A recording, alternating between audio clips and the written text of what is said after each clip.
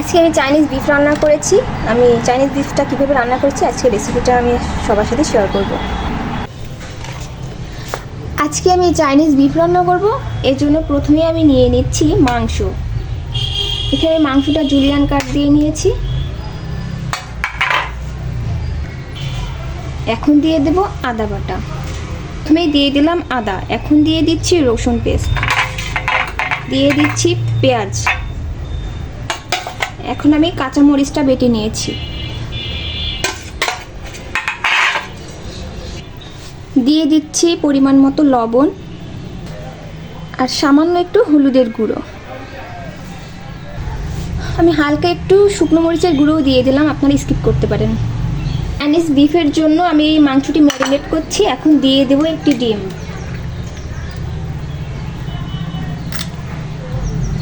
এখন আমি ভালোভাবে ম্যারিনেট করে আধা ঘন্টা রেখে দেবো। এখন দিতে হবে কর্নফ্লাওয়ার, মিক্সড অয়েল, ভালোভাবে মিশিয়ে নেব। এটা করে নিলাম, এখন তুলে রাখবো।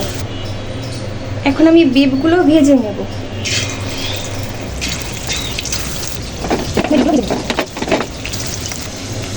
এখন দিয়ে দিলাম রসুন কিমা, রসুন কিমাটা ভেজে নেব। এখন আমি বাকি উপকরণগুলো দিয়ে দেব। এখন দিয়ে দেবো পেঁয়াজ, পেঁয়াজটা আমি কিউব করে কেটে নিয়েছি। এখন দিয়ে দিচ্ছি আলু কুচি।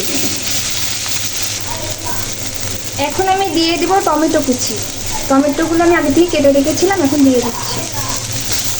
এখন আমি এই মাংস ফ্রাইটা দিয়ে নেব।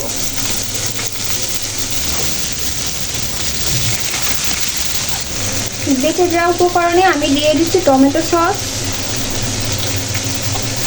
টমেটো সসটা দিয়ে নেব সামান্য পরিমাণে সয়া সস দেব।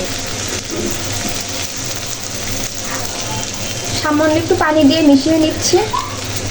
সসটা তৈরি করে নিলাম, এখন আমি দিয়ে দেব। পেঁয়াজ বেরেস্তা দিয়ে নেব। চাইনিজ বিফ রেসিপি আমার তৈরি হয়ে গিয়েছে। এটা হচ্ছে ফাইনাল লুক।